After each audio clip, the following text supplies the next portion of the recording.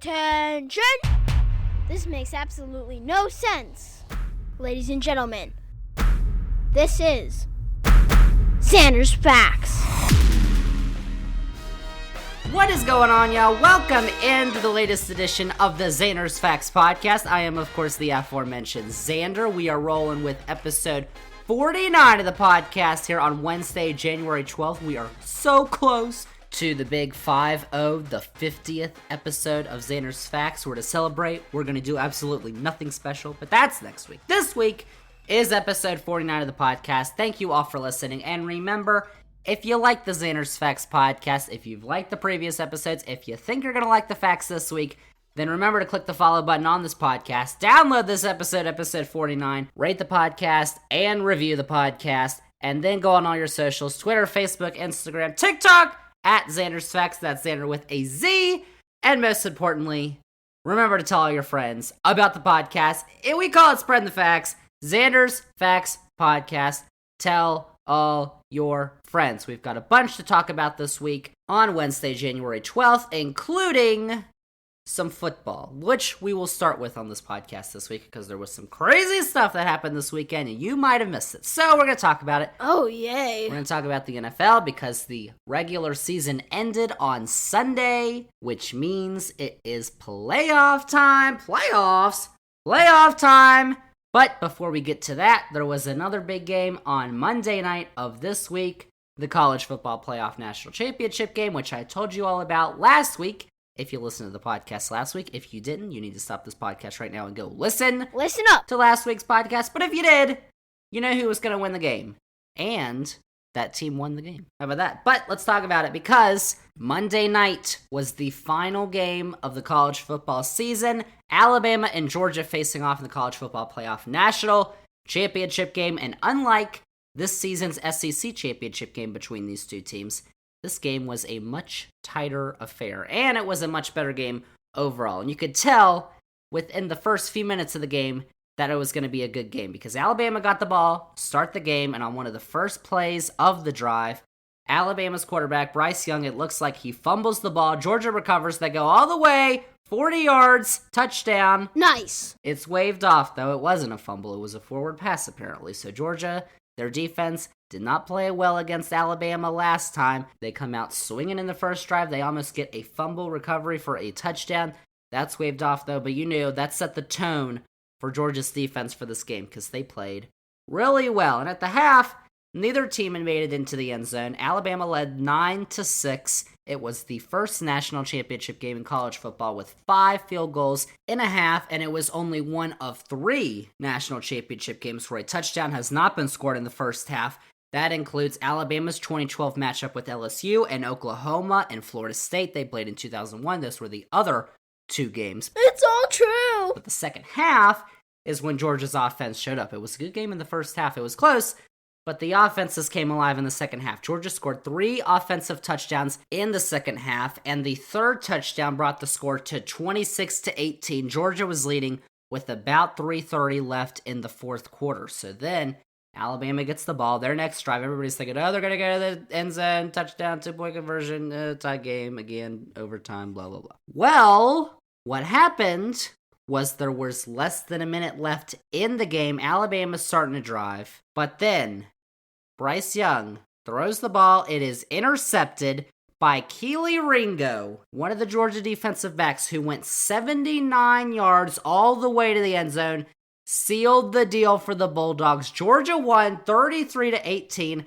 as Zander correctly predicted, I might add. Zander's Facts. Congratulations. Their first win over Alabama in any game in football since 2007, and their second ever national championship of the AP poll era. Their other one was in the year 1980. How about that? Another fact. So it had been 41 years since Georgia had last won a football national championship. That 41-year drought was the longest snapped by a national champion since Auburn ended a 52-year drought when they won the championship in 2010. And Georgia's head coach Kirby Smart is also the first coach since 1998 to win a national championship at his alma mater. The last one was Tennessee back in 1998. Philip Fulmer was their head coach. And a couple of other national championship facts here for you.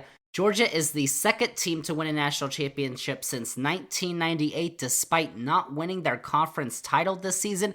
Alabama is the only other team to do that. They did that in 2011 and in 2017. And Alabama's 15-point loss is the second largest loss for Alabama under their current head coach, Nick Saban. He's been there since 2007. Their largest loss was the 2019 college football playoff national championship game against Clemson. So how about that? That's a lot of facts. And that's all the facts. So with that, that is a wrap on the 2021-22 college football season. Oh, it's over, Zander. This is horrible. I know.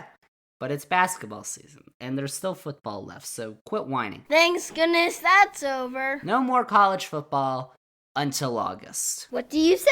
That's college football, and that's going to conclude Zander's college football coverage for the season. Everybody's saying, thank goodness.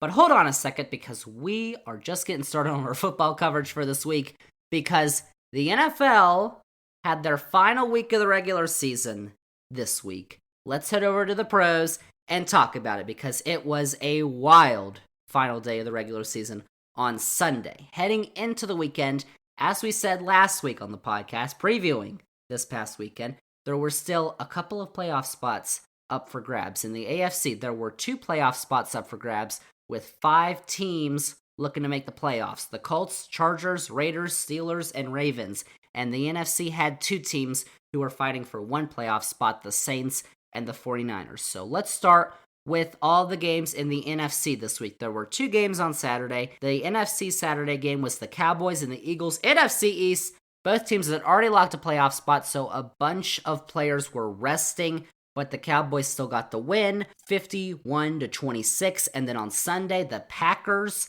they started resting a bunch of their players in the second half against the Lions. They lost to the Lions 37-30.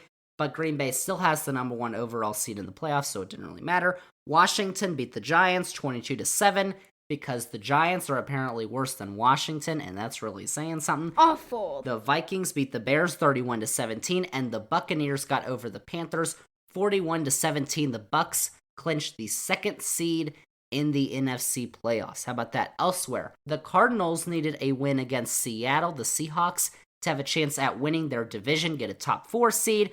But they lost at home 38-30 to Seattle, but they're still in the playoffs. The Saints needed a win against the Falcons to stay alive for a playoff spot, and they did their part, winning 30-20, but they also needed the 49ers to lose to the Rams if they were going to make the playoffs. However, that did not happen because the 49ers overcame a huge deficit in the second half. They tied the game, they went to overtime, and they beat the Rams 27-24 in overtime.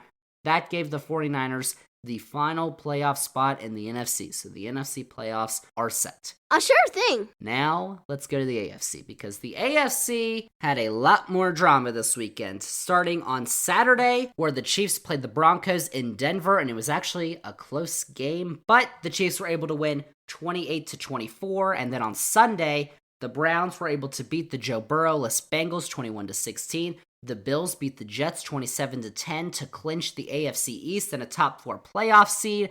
The Dolphins beat the Patriots 33-24, and the Titans came back to beat the Texans on the road 28-25. They were losing to the Texans. It wasn't very good.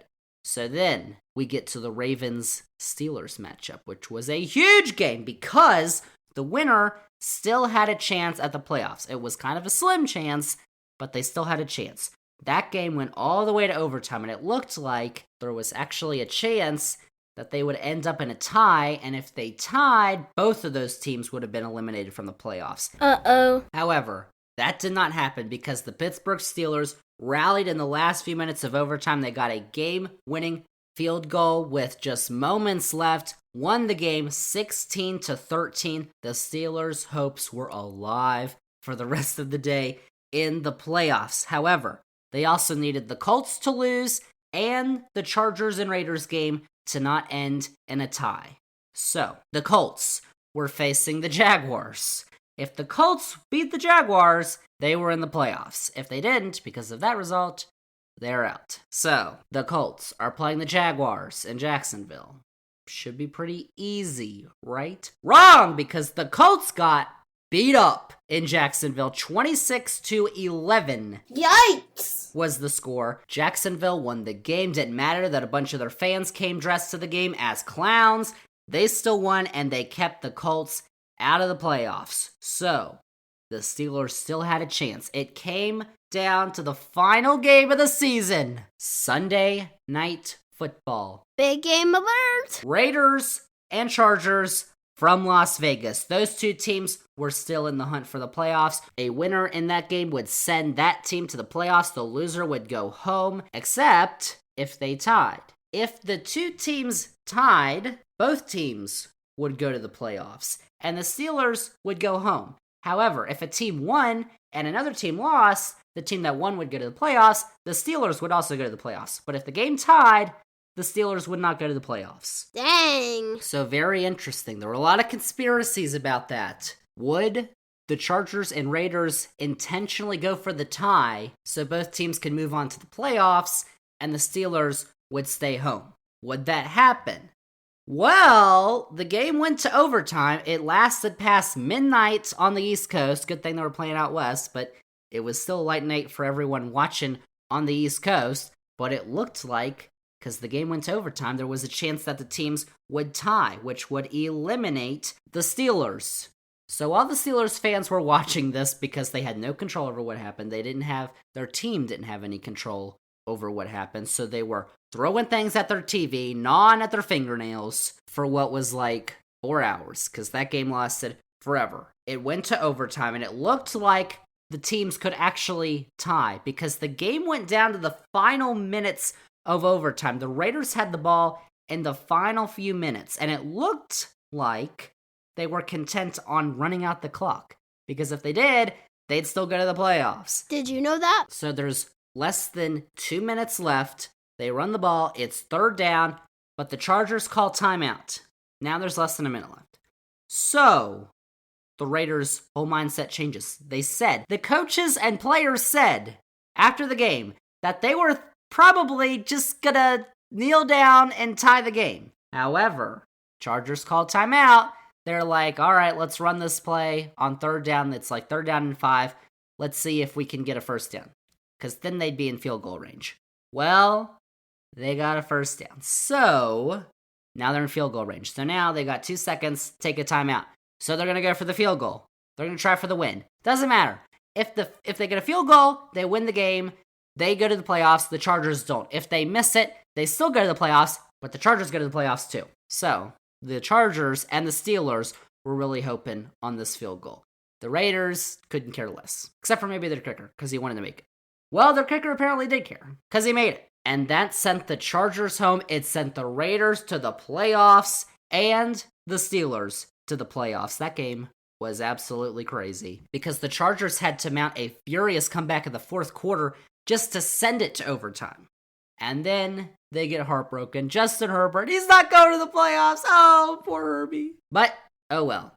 Probably their head coach's fault, Brandon Staley, because he shouldn't have called that timeout, and that was very dumb. If you say so. Either way, Chargers are out, Raiders are in, and Steelers are in the playoffs. So, to recap, in the NFC, the 49ers clinched a playoff spot in overtime, while in the AFC, the Steelers needed overtime in their game to keep their hopes alive, and then they needed an overtime win by the Raiders to get them into the playoffs, which happened, and it also sent the Raiders to the playoffs. So 3 huge overtime games in Week 18, the first ever Week 18 in the NFL season, to send some teams to the playoffs. How about that? So the regular season is over, and of course, when the regular season ends, just like we saw in college football, same thing happens in NFL. A bunch of coaches, they get told, bye-bye, we don't want you anymore. It's the truth. A couple of coaches got fired after Sunday's games, including the Bears letting go of their head coach, Matt Nagy, but that had been rumored for months because the Bears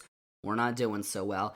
But the Bears also got rid of their general manager, Ryan Pace. The Broncos got rid of their head coach, Vic Fangio, after missing the playoffs for the last 6 seasons. The last time the Broncos were in the playoffs was when they won the Super Bowl 50. That was Peyton Manning's last game. That is the longest playoff drought for a team immediately following a Super Bowl win in NFL history. How about that? Fact nugget. The Vikings also fired their head coach, Mike Zimmer, and their general manager, Rick Spielman. And in a pretty surprising move, actually, the Dolphins fired their head coach, Brian Flores, after the team won 8 of their last 9 games. Well, also, they missed the playoffs because they started 1-7. The Dolphins are now the 4th team in the Super Bowl era to win 8 or more of their last 9 games in the regular season and then replace their head coach for the following season. Kind of sketchy. Yes, it is, Zander. Plus, the Giants general manager Dave Gettleman announced that he is retiring.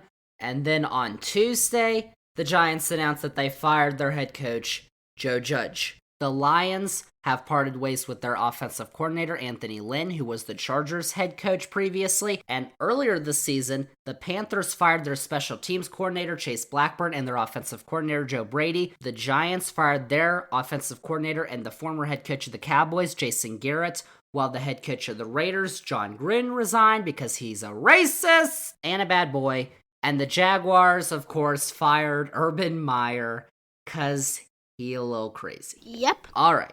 So, with all that, there are 7 teams who are searching for new head coaches: the Bears, Broncos, Vikings, Dolphins, Jaguars, Giants, and Raiders. And the Raiders are the only team out of those 6 to have made the playoffs this season. So how about that? Wrap that all up. Last week, I went 7-9 on the picks, which is only 44%, which is kind of bad, but the yearly record is still 170 and 104 to wrap up the regular season. That's a 62% winning percentage. Winning somebody with Zander. Get that dough. So, with all of that out of the way, let's get to the playoffs. The playoffs begin on Saturday. Super wildcard weekend, apparently, because we got games Saturday, Sunday, and Monday. So let's start. Let's do Zander's predictions for the first round of the NFL playoffs, also known as the wild card round. Let's begin Saturday, 4:30 Eastern. The game is on NBC and Peacock. It's the 5th seed in the AFC, the Las Vegas Raiders, who are going to Cincinnati to take on the 4th-seeded Bengals, who are hosting their first playoff game since 2015, which is also the last time they were in the playoffs, while the Raiders are making just their 2nd playoff appearance since they lost the Super Bowl back in 2002. That's a fact. So they haven't been here very often. And the past 2 games that the Bengals have had their starting offense playing, mainly Joe Burrow, their quarterback, they have been incredible. Joe Burrow has been nearly automatic passing to his receivers, T. Higgins, Tyler Boyd, and who's probably going to be the Rookie of the Year, Jamar Chase. So, he took a week off last week. That's why they lost the game, probably. I would expect the Bengals to impress at home against the Raiders. They should beat up the Raiders. I think the Bengals are going to move on to the next round. Also, on Saturday at 8:15 Eastern on CBS and Paramount Plus, in the AFC, the 6th-seeded Patriots head to Buffalo to take on the 3-seeded Bills. It's an AFC East matchup that wraps up Saturday's doubleheader. These 2 teams meet for the 3rd time this season. When the 2 teams played in Buffalo, that was back on Monday Night Football a while ago. The Patriots squeaked out a low-scoring affair. That game was ugly, while the Bills took the game that they played in Foxborough, Massachusetts. But the Patriots have definitely impressed this season under their rookie quarterback, Mac Jones. Not a lot of people thought they'd go to the playoffs, including Zander probably, while the Bills have definitely found a way to pull things together down the stretch because they were not looking so good earlier in the season, but they're the 3rd seed in the AFC. And if their quarterback for the Bills, Josh Allen, can find a rhythm, unlike what happened the last time these 2 teams met in Buffalo, I think the Bills should roll past the Patriots. But I am going to expect a close game, but I will take the Bills to beat the Patriots. Then on Sunday, we got a triple header starting at 1 o'clock on Fox. It's the 7th-seeded Eagles in the NFC facing the 2nd-seeded Buccaneers in Tampa Bay. It is Nick Sirianni's first season as Eagles head coach, and Philly is in the playoffs. However, they are not going to be able to hang with the Bucs in Tampa.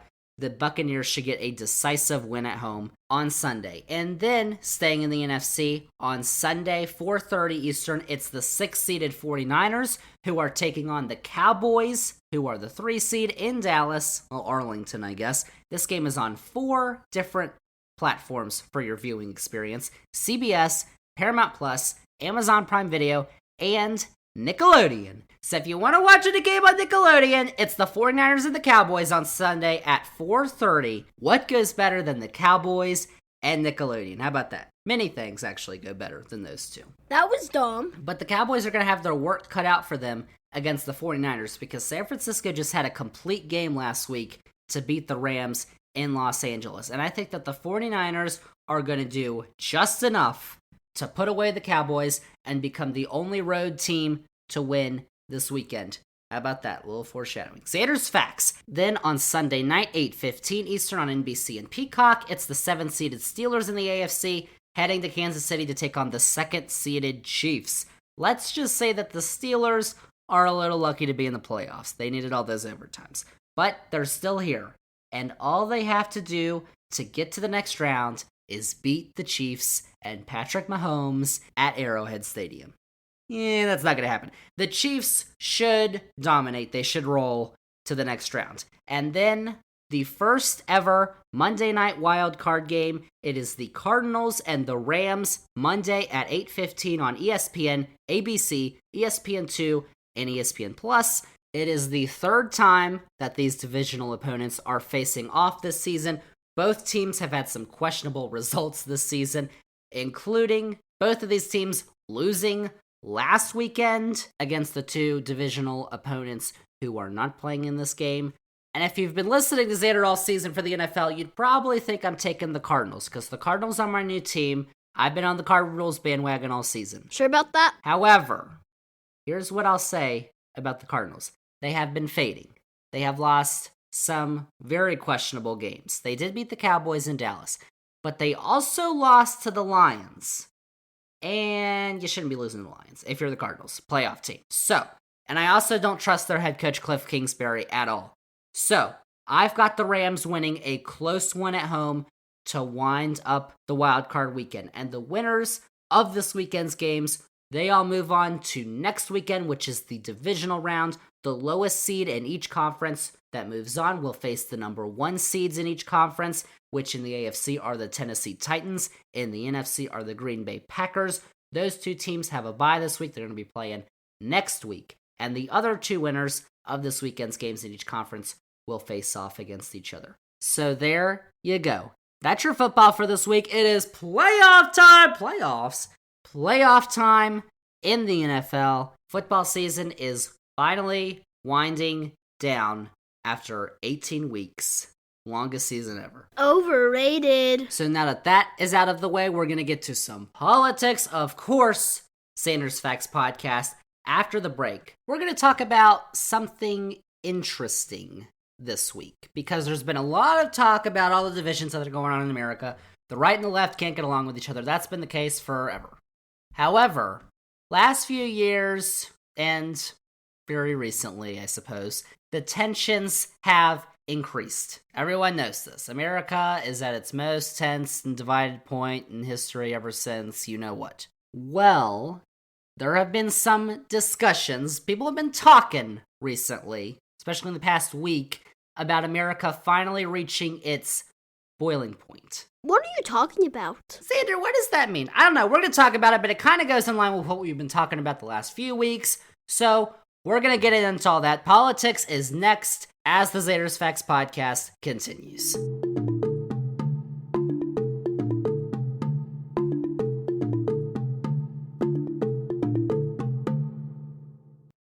Zander's Facts. It's a good time to say holy smokes. Zander's Facts, welcome back, y'all. We are getting into some politics now, and we've got an interesting topic to talk about for the second half of episode 49 of the Zander's Facts Podcast. We're talking about polarization in America. Yeah, we talk about polarization every week. This week, we're getting into what the consequences of that polarization might be. What are you talking about, Zander? Well, it is no secret that America is extremely divided. True that. Which could be evidenced basically by this podcast. Because there's probably a bunch of people who don't believe all the facts or don't agree with all the facts that I'm putting out there for any number of reasons on a wide variety of topics for whatever reason. even though they should be, because they are Zander's facts. Zander's facts? But there are many issues on which Republicans and conservatives believe starkly different things compared to Democrats and liberals. Of course, this has been the case for a long time, and the divisions in this country are not just political, they're social and cultural differences as well. Those have been prevalent ever since the founding of this nation. So, what is so different? What's going on right now? Because last week was the 1-year anniversary of the January 6th insurrection. We talked about it on this podcast. If you didn't listen last week, you need to go listen to that podcast last week. You dummy. But we talked about it, and a lot of people talked about it. 1-year anniversary of January 6th. So, in the wake of this anniversary, there are a bunch of online columns in news publications and a lot of people talking about America's divisions and reasons why the U.S. could be on track for another civil war. That's what we're talking about this week. Why would you do this to me? Hold your horses. Xander just said civil war and you just fell out of your chair. Hold on. Is that a distinct possibility or is it all fluff? Let's talk about it and let's see what Xander thinks. Because what is all the hubbub about a potential civil war in America's future? First off, let's take a look at what some experts are actually saying. Experts like Barbara Walter, who's a political scientist at the University of California, San Diego. She has a novel that came out this month that's titled How Civil Wars Started and How to Stop Them. And her conclusions in that novel that have come from a ton of years of research and analysis have become major talking points for many political pundits out there, and in recent days and weeks, there have been articles in the New York Times, the Atlantic, NPR, the New Yorker, and a bunch of other news publications. All these articles have their own takes on whether or not today's political violence can devolve into all-out warfare. Could it? Well, Walter notes about civil wars and similar events is that few who witness them up close tend to know that they're coming. She told the New York Times that out of the many people she interviewed who lived through civil wars, almost all of them were surprised that they happened. And Walter also notes that to those familiar with civil wars who have extensive knowledge on their upbringings, they are rarely surprising. So to those who know about civil wars and can see the signs, they are not very surprising. And the argument here is that American democracy, we talk about America, that democracy is on the brink in America. Which, if you've listened to my podcast, probably agree with. Whoops. And that its downfall could result in maybe not a civil war, so to say, but lots of violence in America. When we think of civil war in the United States, we all go back to the 1860s, Abraham Lincoln, North versus South. That's not what they're talking about. And I'll get to that in a second. But we've talked about the downfall of democracy on this podcast extensively, including last week, which you need to go listen to. And Walter also told NPR San Diego station KPBS that while the insurrection was surprising, it should not have been. Because American democracy, she says, has been on the decline since 2016. You all know what happened in 2016. She says that while the U.S. used to be considered a full democracy to many, like countries like Norway, Switzerland, Iceland, it is now considered a partial democracy, kind of like countries like Ecuador, Somalia, and Haiti, which, when you're talking about democracies, kind of don't want to be compared to. And when looking at civil wars across the world over the last few generations, including the civil war we had in this country back in the 1860s, experts argued that there are predictable patterns that emerge, which Walter lays out in her book. For like half of her book, she lays these things out. First, they tend to be most common in anocracies. What are anocracies? What? Well, that's a term that scholars like Walter are using to call countries that are basically in between democracy and autocracy. Democracy, of course, elections. Autocracy, dictators. Next, the rise of intense political polarization, not based on ideology, but on identity, especially between two factions of nearly equal size, where one fears of being crushed by the other. And also, the instigators of civil violence tend to be those of previously dominant groups in their country who see their majority status as slipping away. This could result in vigilantes or militants taking violence directly to the people. So those are basically a couple of the signs or predictable patterns that a lot of scholars and experts in these fields see when looking at the buildups to civil wars and events similar to civil wars that have mass political violence. And when taking a look at those, it's kinda clear where the US is headed. Watch it, buddy. That first one, anocracies. Could you consider the US an anocracy? Because we've had democracy for all this time, but we're having, as we have said on this podcast, all these new voting laws by Republicans. They don't care about people voting as long as they're voting for those people. That's kind of autocratic, trying to put their person in. So if you consider the US an anocracy, and some people do, I guess you could go that way. And instigators of civil violence tend to be those of previously dominant groups who see their majority status as slipping away. How about a bunch of crazy, racist white people in this country who are afraid of white people becoming a minority in this country, which is projected to happen around 2045, and those people who are flat out racist don't want that to happen because minorities are apparently bad. That's not a fact. And also, vigilantes are militants taking violence directly to the people. How about the attempted kidnappings of a couple of governors last year, including Michigan's Governor Gretchen Whitmer, all of them Democrats, of course, by these boogaloo groups? That could also be a sign. And it is no secret that there is a faction of the country who is clamoring for a fight right now. Many of those who swarmed the Capitol last year wore shirts that read the words Civil War in some form. The MAGA Civil War. We're in a civil war. We gotta attack the left. They're terrible. Are you stupid? And some people, like Congressman from North Carolina, Republican Madison Cawthorn, who said last year, quote, if our election systems continue to be rigged and continue to be stolen, then it's going to lead to one place, and that's bloodshed, unquote. That's what he said.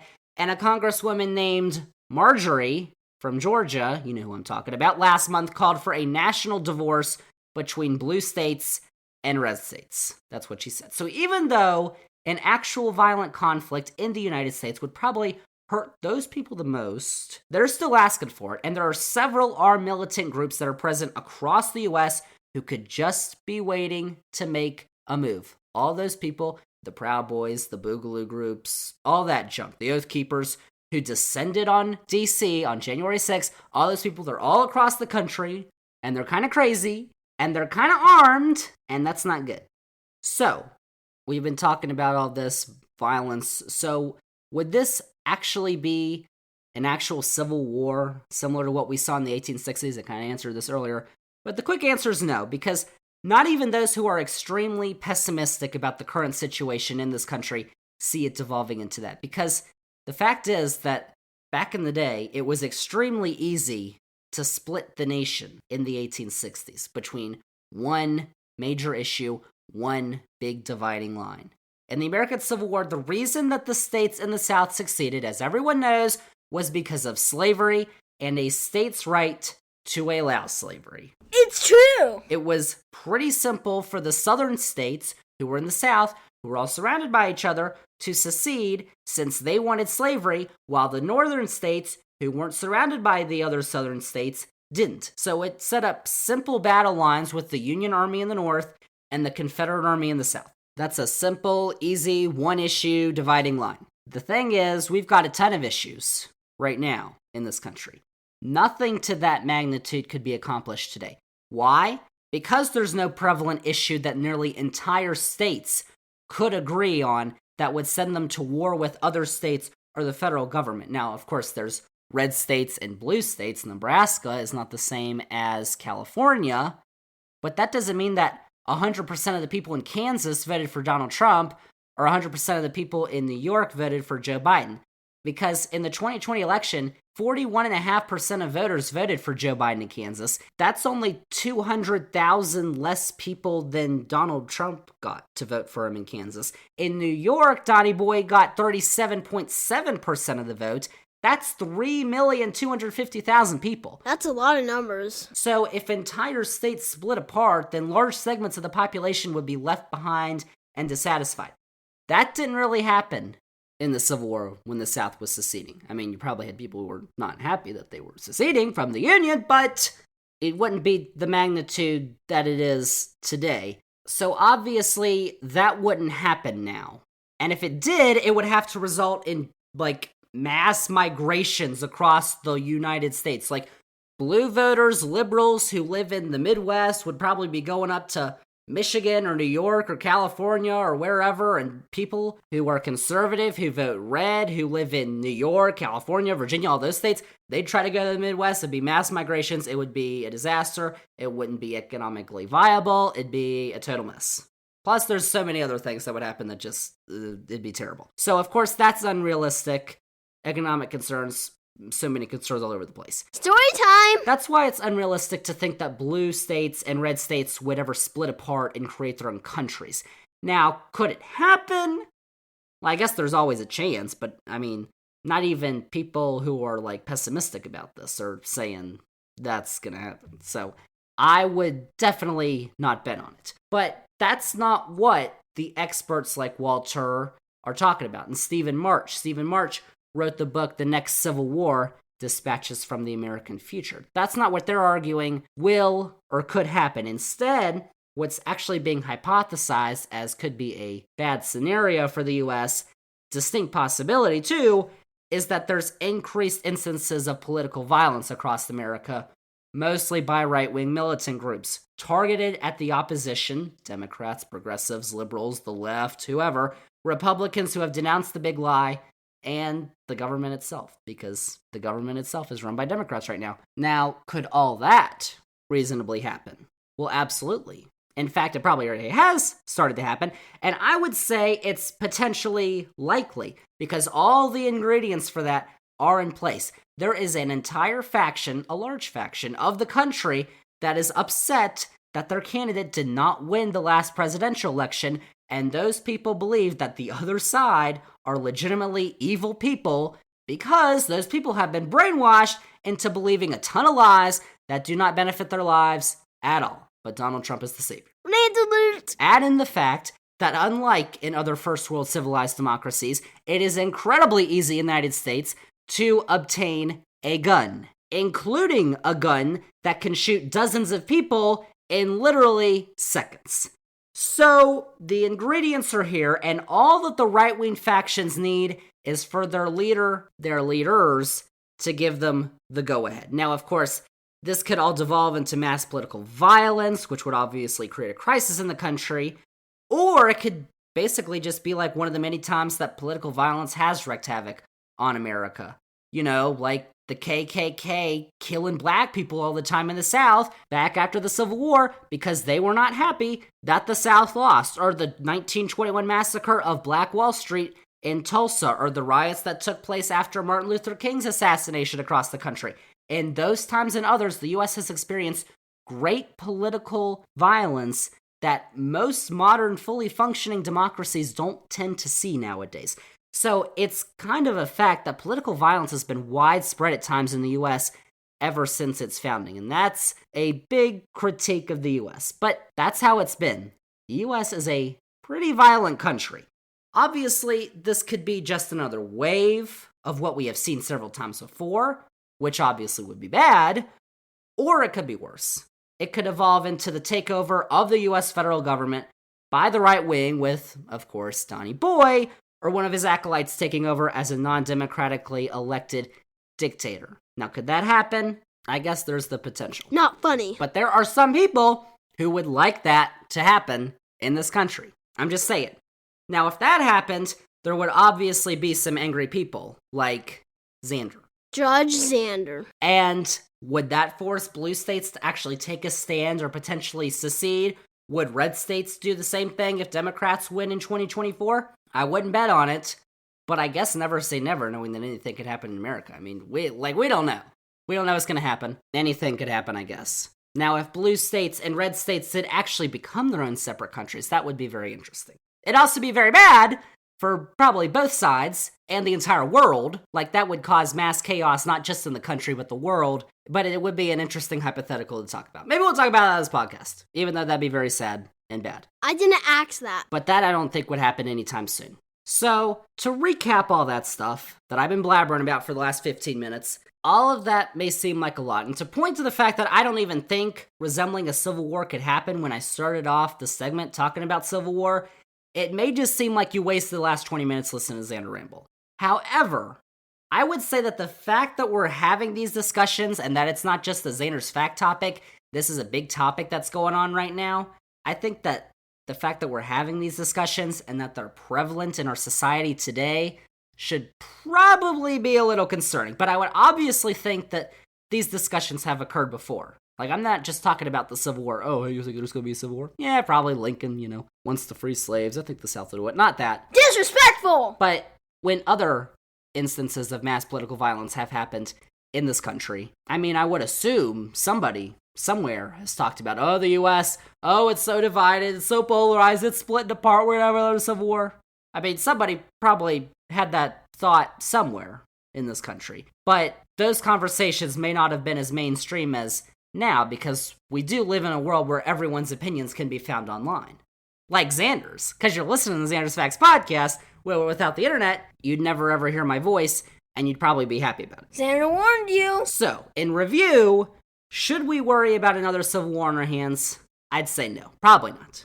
But the extremism that promotes the discussion is alive and real in America. So an increase in violent events that actually take human lives and threaten our democracy, that is not out of the question. That's what is being really talked about here, is an increase in violence because of politics, because of ideologies, identities in this country. And a lot of that has to do with Donny Boy, but it's not all Donny Boy. He is the poster boy for it. He's up at the top. But this has been going on. The right wing, extreme right wing, way to the right, crazy faction stuff.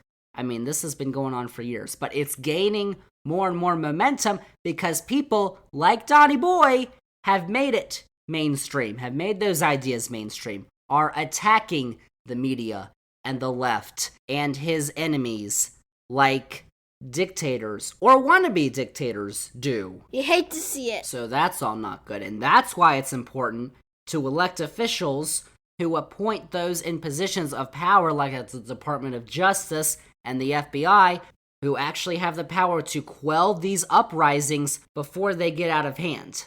Like they're trying to do right now with all the January 6th people who stormed the Capitol. They're trying to arrest them all. But of course, they allowed January 6th to happen, so that was kind of a failure. America! But after all of that, it's an important conversation, and I am glad we're having it. Because you all might think Xander's kind of crazy now, and Zander kind of is. Because when you mention the term Civil War, people are like, whoa, what are you talking about? But that's what's being talked about right now, mainstream. It's a mainstream topic right now that's being talked about all across the country, probably all across the world, because if the U.S. devolved into mass political violence or civil war or whatever that stuff, it wouldn't just affect the U.S., it would affect the world, and it would be very, very bad. What a time to be alive. Let's just say that. That is politics for this week, and that's the podcast for this week. Episode 49 of Xander's Facts Podcast. Thank you all for listening, and remember, if you like the Xander's Facts Podcast, if you want to support the Xander's Facts Podcast, click that follow button on the podcast, download the podcast, rate and review the podcast, 5 stars, please, and then go on all your socials, Twitter, Facebook, Instagram, TikTok, whatever, Zander with a Z, Xander's Facts, and then remember, tell all your friends, spread the facts, Xander's Facts Podcast, tell all your friends Xander's crazy because he's talking about Civil War even though he doesn't think it's going to happen. But still, Xander's Facts. That is a wrap on episode 49 of the Xander's Facts Podcast. Thank you all for listening, and we'll see y'all with episode 50 next week.